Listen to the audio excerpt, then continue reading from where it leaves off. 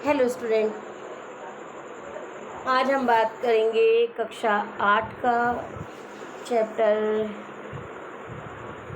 1 यानी प्रथमा पाठ सुभाषितानि। तो जी एजुकेशन में आप सभी बच्चों का स्वागत है। तो आप लोग अब 8th में आ गए हो, थोड़े बड़े भी हो गए होंगे। चलिए अब आगे बढ़ते हैं। सुभाषित शब्द सु और भाषित इन दो शब्दों के मेल से संपन्न होता है। सु का अर्थ है सुंदर, मधुर, और भाषित का अर्थ होता है वचन, कही गई बातें। इस तरह सुभाषित का अर्थ हुआ सुंदर और मधुर वचन। प्रस्तुत पाठ में सूक्ति मंजरी, नीति शतकम, मनुस्मृति, शिशुपाल वधम, पंचतंत्रम आदि जो आपके काव्य ग्रंथ हैं उनमें से रोचक और विचारक श्लोकों को संग्रहित किया गया है। यानी आपको रोचक माने अच्छे लगने वाले और विचार परक जो आपको कुछ सिखाएं, ऐसे श्लोकों को यहाँ पर लिया गया है। तो हम देखते हैं पहला श्लोक हमारा क्या कहता है।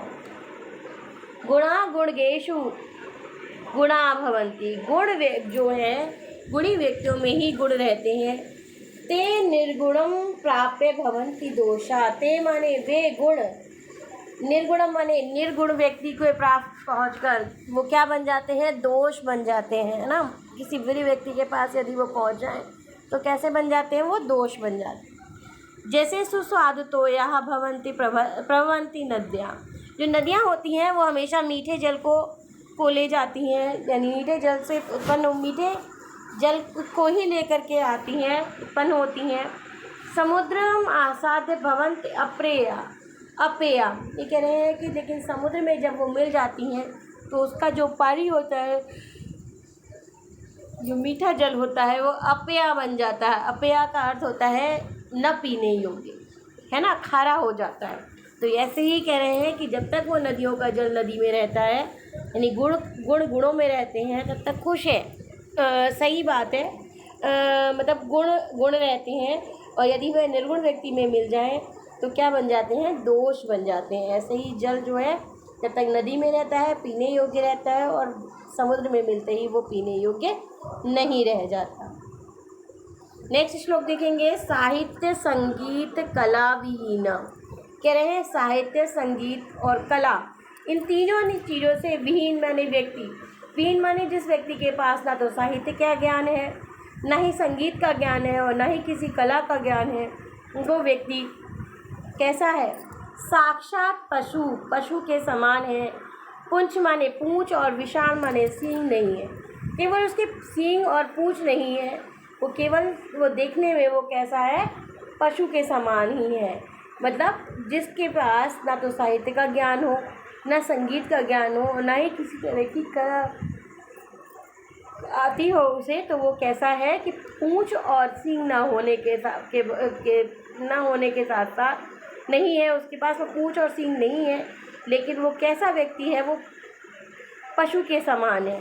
तृणम ना खादन्यपि जीवमाना। वो तिनके नहीं खाता है, क्योंकि वो जानवर जैसा नहीं है। जानवर तो फिर भी दिखता है जानवर जैसा, वो जानवर जैसा दिखता नहीं है। वो स्वादिष्ट भोजन खाता है। वो तिनका ना खाते हुए भी वो जानवर के समान ही है। तद भागधेयम परम पशूनाम। यह तो उससे भी बड़ा, पशुओं से भी बड़ा क्या है, पशु ही है। क्योंकि पशुओं को पता है कि पशु को क्या खाना है, लेकिन ये पशुओं का खाना भी नहीं खाता, लेकिन है ये साक्षात पशु के समान। तो इसलिए हमें क्या करना चाहिए, साहित्य, संगीत और कला से कोई ना कोई चीज़ हमें ऐसी सीखनी चाहिए जो हमारे जीवन में हमें सार्थक बनाए। नेक्स्ट देखिए। लुब्धस्य नश्यन्ति यशा। लुब्धस्य माने लालची व्यक्ति का, यश माने प्रसिद्धि नष्ट हो जाती है। ये आप सभी जानते हैं, ज़्यादा लालच जो करता है उसको व्यक्ति क्या कंजूस कहने लग जाता है। और मतलब लालच करने वाले व्यक्ति को तो आदमी वैसे भी पसंद नहीं करता, कि लालच के कारण वो इतना नीचे गिर जाता है जिससे उसकी जो कीर्ति है, उसकी जो प्रसिद्धि है, वो भी खत्म हो जाती है। नेक्स्ट देखेंगे। पिशुनश्य मैत्रेयी। जो व्यक्ति अपने ही मित्रों की चुगलखोरी करता है, उसकी क्या होती है, मित्रता खत्म हो जाती है। कभी देखा होगा कभी कि दो सहेलियां हैं, तीसरी ने उसकी बात उससे कही तो अरे वो लड़ने लगे कि भाई उनसे जो है तुमने हमारी बुराई करी थी। कभी ना कभी कोई ना कोई व्यक्ति वो बात कह ही देता है जिससे कि मित्रता खत्म हो जाती है। नष्ट क्रिया से कुल धर्म कुल है ना, कि न क्रिया न करने वाले, काम न करने वाले का कुल जो है नष्ट हो जाता है। अर्थ परस्य धर्मा, जो व्यक्ति अर्थ माने धन धन के कमाने के काम में लगा है उसका धर्म नष्ट हो जाता है। विद्या फलम व्यसनिना, व्यसनिना माने होता है जो आलसी व्यक्ति है उसका क्या होता है, विद्या का जो फल है उसे वो नष्ट हो जाता है। क्रमण कृपणस्य सौख्यम, और जो कंजूस व्यक्ति है उसका क्या, सुख जो है नष्ट हो जाता है। कैसे नष्ट हो जाता है ये भी आप देखेंगे कि यदि मनुष्य के अंदर, मनुष्य के पास पैसा है, किसी व्यक्ति के पास पैसा है और गर्मी है, पंखा नहीं लगा रहा है, तो क्या है, ये कंजूसी तो है। तो उस गर्मी के कारण वो परेशान हो रहा है, लेकिन और जिससे कि वो कंजूसी दिखा रहा है और उसका सुख क्या है, खत्म हो रहा है। मतलब पैसा है उसका उपयोग नहीं कर पा रहा है तो उससे उसका सुख खत्म हो रहा है। राज्यम प्रमत्त सचिवस्य नराधिपस्य, और जिस राज्य के राजा और मंत्री प्रमत्त हो जाते हैं, किसी बुरे कार्यों में लिप्त हो जाते हैं, उस राजा का राज्य नष्ट हो जाता है। नेक्स्ट श्लोक पढ़ेंगे बेटा आगे।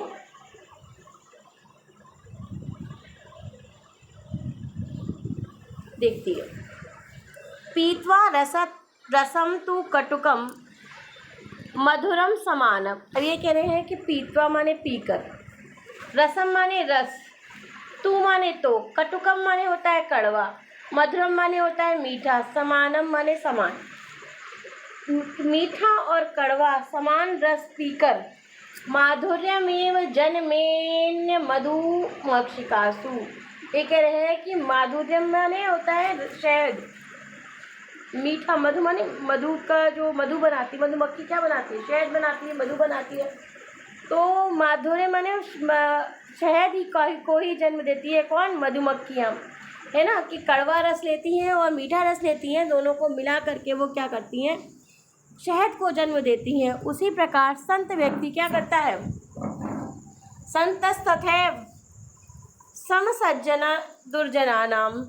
ये कह रहे हैं सज्जन व्यक्तियों की और दुर्जन व्यक्तियों की दोनों की बातें सुन करके वो क्या करता है, श्रुत्वा बचा, श्रुत्वा माने सुनकर, बचा माने बोली को, मधु सूक्त रसम सजंती, मानी मीठे सूक्ति रूपी रस युक्त वचनों को ही कहता है, यानी बनाता है। तो यहाँ पर मधुमक्खी की तुलना संत व्यक्ति से की गई है कि संत व्यक्ति भी वही काम करता है जो काम मधुमक्खी करती है। नेक्स्ट श्लोक देखेंगे। विहाय पौरुषम यो ही देवम मेवावलंबते। ये कह रहे हैं कि प्रसाद सिंहवत तस्य मूर्धनम तिष्ठन्ति वायसः। अब ये बता रहे हैं कि विहाय पौरुषम, जिस व्यक्ति ने, विहाय माने छोड़ दिया है, पौरुषम माने अपनी पराक्रमशीलता को, जिस व्यक्ति ने अपनी पराक्रमशीलता को छोड़ दिया है वो देव मेवावलंबते, उसी प्रकार दिखाई देता है जैसे कि प्रसाद सिंहम वक्त, ठीक है, प्रसाद माने महल में सिंह की मूर्ति, शेर की मूर्ति, तस्य माने उसकी मूर्धन्य से तिष्ठन्ति वायसा, वह से है तो शेर, मतलब दिखने में वो शेर है लेकिन क्या है, वो शेर की मूर्ति है, ठीक है, और उस पर केवल वायसा माने कौए ही तिष्ठन्ति बैठते हैं। ठीक है, क्लियर हुआ होगा कि वे कह रहे हैं कि जिस व्यक्ति ने अपनी पौरुषता, पराक्रम, अपने शक्तिशालीपन को छोड़ दिया है, जो जिसने अपनी शक्ति को का प्रदर्शन करना छोड़ दिया है, वो उसी प्रकार दिखाई देता है जिस प्रकार महल में सिंह की मूर्ति, जो है तो दिखने में तो शेर की मूर्ति है लेकिन उस पर कौन बैठते हैं, केवल कौवे बैठते हैं। नेक्स्ट देखेंगे। पुष्प पत्र फलच्छाया मूल बलकल दारु भी धन्या महिरूहा येषाम विमुखुम यान्ति न अर्थिना। अब ये कह रहे हैं, यहाँ पेड़ों की प्रशंसा करते हुए कह रहे हैं कि पेड़ क्या है। देखिए, पेड़ क्या देता है, पुष्प देता है, फूल देता है, हमें पत्ते देता है, छाया देता है, जड़ रूप फल देता है, बलकल माने अपनी छाल देता है, दारूभी माने उसमें क्या होता है, अग्नि लकड़ी देता है। धन्या, ये सब चीज़ें क्या कौन देता है, हमें पेड़ देता है। तो पेड़ कैसे है, धन्य है। महिरुआ, महिरुआ यानी पृथ्वी उनको धारण करती है ना, पृथ्वी पर रहने वाले वो पेड़ धन्य है। ये शाम विमुखम यान्ति नार्तिना, जो अपने आगे किसी भी प्रार्थना करने वाले व्यक्ति को विमुख नहीं करते हैं, यानी खाली हाथ नहीं जाने देते, है ना। ऐसे पेड़ क्या हैं, धन्य, जो हमें फूल देते हैं, पत्ते देते हैं, फल देते हैं, छाया देते हैं, अपनी जड़ें देते हैं। बहुत सी जड़ों से दवाइयाँ भी बनती हैं। बलकल माने अपनी पेड़ों की छाल से भी बहुत कुछ होता है ना, छाल देते हैं, और दारू भी लकड़ियाँ भी देते हैं। तो ये जो पृथ्वी पर को धारण किए हुई है कौन, पेड़ों को, ऐसे ये जो पेड़ हैं ये धन्य है, जो अपने आगे किसी भी याचक को, यानी कोई भी चीज़ जो मांगने पहुंचता है उसको कभी भी निराश नहीं करते। आगे देखेंगे, चिंतनीया ही विपदाम आदावेव प्रकृति प्रतिक्रिया न कूप खननम युक्तम प्रदीप्यते वही न ग्रहे। ये कह रहे हैं चिंतनीय, चिंताएँ करने से ही, विपदाम आदाय प्रतिक्रिया, ये कह रहे हैं कि यदि हम कोई, हमारे पास कोई विपत्ति आ जाती है तो चिंता से वो चीज़ विपत्ति हमारी क्या होती है, खत्म नहीं होती। यानी विपत्ति को करने से पहले, विपत्ति आने से पहले ही उसका साधन, उसको ना खत्म करने का साधन सोचा जाता है ना। विपत्ति आने पर यदि अब विपत्ति आ जाए, जैसे मान लो, तो उसके बाद हम उससे पहले कुछ नहीं सोच सकते, है ना। विपत्ति आने के बाद, आने से पहले ही हमें थोड़ा उसको काम करना पड़ता है। और चिंता से तो वैसे भी कोई काम नहीं होता, यदि हम चिंता करें, विपत्ति आने पर चिंता करें तो कोई काम नहीं होता। तो कह रहे हैं उससे आने से पहले ही कुछ ना कुछ हमें उपाय कर लेना चाहिए ताकि हमारे ऊपर विपत्ति ना आए।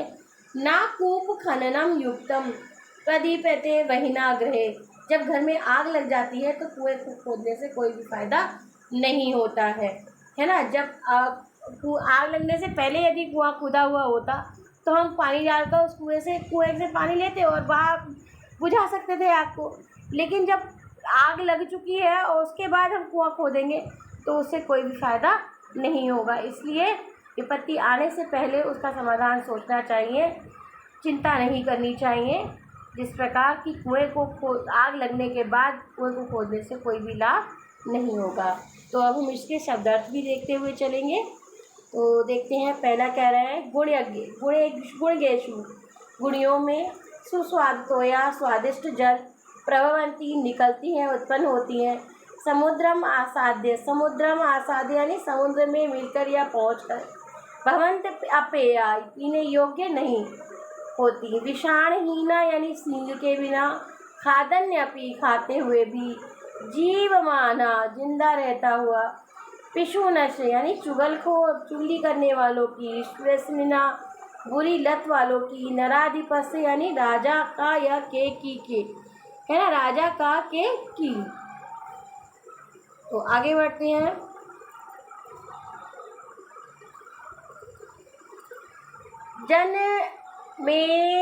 जनमेयन मधुमक्षिकासु, यह मधुमक्खी पैदा करती है।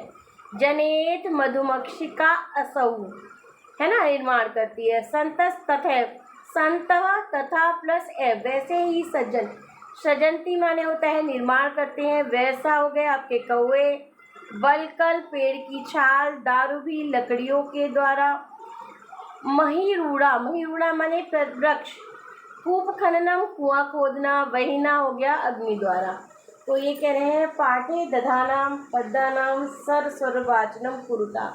ये कह रहे हैं कि पाठ में दिए गए श्लोकों को, यानी पद्यों को या श्लोकों को जो है सस्वर वाचनम करवा। सस्वर माने जोर जोर से उसको उच्चारण कीजिए और लय के साथ। तो उच्चारण आप लोग कर ही लेंगे, सबको समझ में आ ही गया होगा। आगे देखेंगे, श्लोकांशेषु रिक्त स्थानानि पूर्यत। इसको हम करते हैं, रिक्त स्थानों की पूर्ति अब हम करते हैं यहाँ पे, ठीक है। तो हमारा क्या आएगा, सुखा समुद्र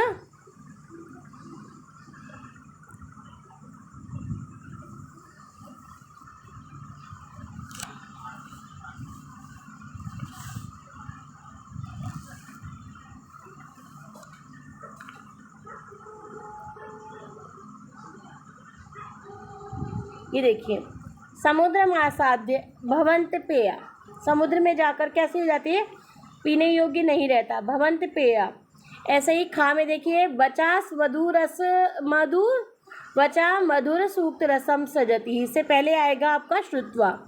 तद्भागधेयम परम पशूनाम, है ना, तद्भागधेयम शब्द बीच में आएगा परम पशूनाम, परमम पशूनाम।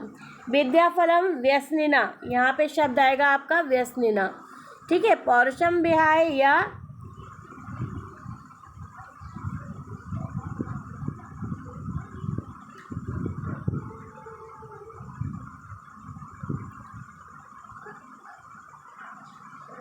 रोचमाना, यहाँ पे आएगा चिंतनीया ही विपदाम रोचते प्रतिक्रिया, ठीक है। नेक्स्ट हम देखेंगे व्यसनिना किम नश्यति, व्यसनिना जो व्यसन में लगे हुए व्यक्ति हैं उनका क्या नष्ट हो जाता है, उनका नष्ट हो जाता है विद्याफलम, है ना, क्या नष्ट हो जाता है उनका, विद्याफलम। तो विद्या का जो फल है उनका वो क्या हो जाता है, नष्ट हो जाता है, विद्याफलम नष्ट हो जाता है उनका। नेक्स्ट देखेंगे कश्य यशा नश्यन्ति, किसका यश नष्ट हो जाता है,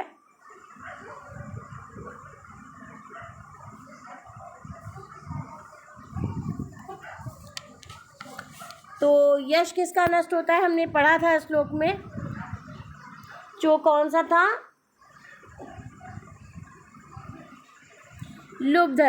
लुब्धस्य का यश जो है नष्ट हो जाता है।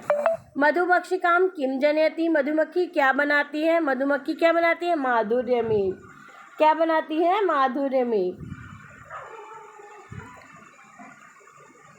तो नेक्स्ट देखते हैं,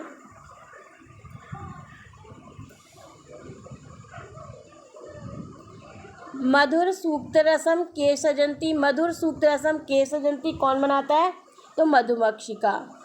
अर्थिना केभ्य विमुख्या न यान्ति, कह रहे हैं कि केभ्य माने अर्थिना माने जो धन में व्यक्ति में लगे, धन के सृजन में व्यक्ति लगे हुए हैं उनका क्या नष्ट हो जाता है ना। केभ्य माने किससे वो विमुख हो जाते हैं, धर्म से, किससे हो जाते हैं, धर्म से विमुख हो जाते हैं। नेक्स्ट देखेंगे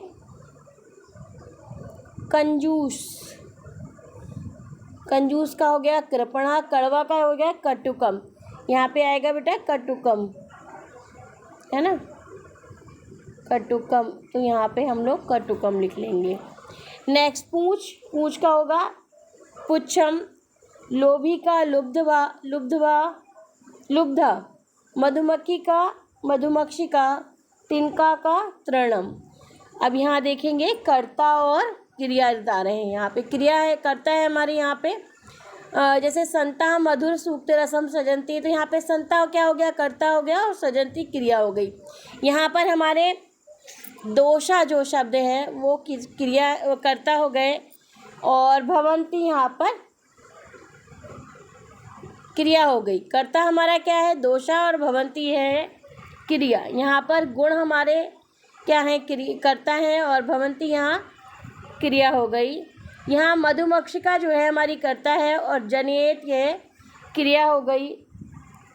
नेक्स्ट देखेंगे मैत्री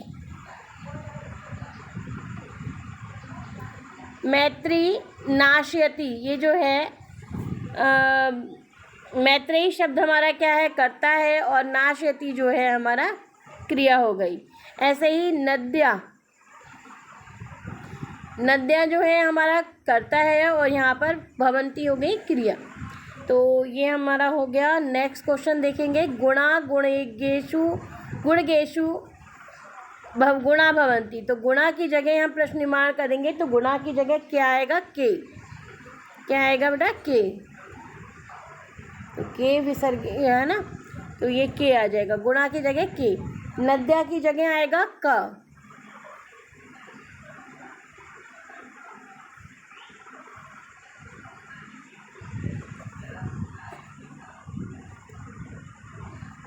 नद्या की जगह आएगा क। नेक्स्ट लुब्धस्य माने लुब्धस्य की जगह क्या आएगा, कस्य, है ना, तो हमारा बनेगा कस्य यशा नश्यति, तो जो विभक्ति हमारी इसमें लगी हुई होती है वही विभक्ति हम प्रश्न निर्माण करते समय लगाते हैं। तो यहाँ पर क्या है, मधुमक्षिका, तो मधुमक्षिका की जगह आएगा क। ठीक है, ऐसे ही तस्य मूर्धन्यम तिष्ठन्ति वायसा, इसकी जगह भी क्या आएगा, क आएगा। तो ये क्लियर हुआ होगा आपको। अब उदाहरणानुसार पदानि पृथक कुरुत, अब उदाहरण के अनुसार इन पदों को क्या करना है, पृथक करना है। तो करते हैं पृथक अगले उसमें।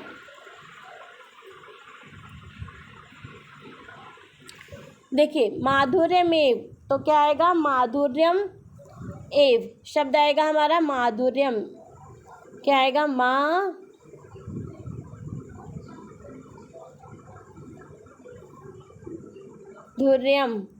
हलंत जाएगा यहाँ पे, माधुर्यम है ना, यहाँ पे माधुर्यम।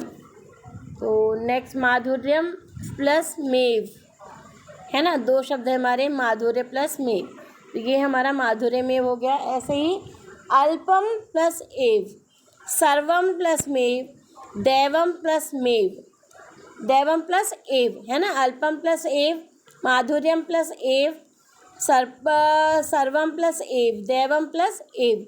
महात्मना मुक्ति, तो क्या आएगा, महात्मना नाम शब्द है हमारा,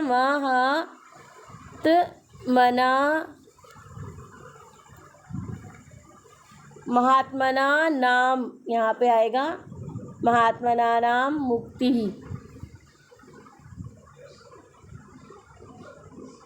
है ना, तो यहाँ पे मुक्ति हमारा शब्द आएगा। तो यहाँ पर इस तरीके से महात्मना नाम मुक्ति, विपदा नाम एव है ना, तो यहाँ पे आएगा विपदा नाम एव। तो मेरे ख्याल से आपको समझ में आया होगा ये पाठ। वैसे मैंने कोशिश तो बहुत की है अच्छे से समझाने की। यदि कोई क्वेरी रह गई हो तो आप मुझसे पूछ सकते हैं।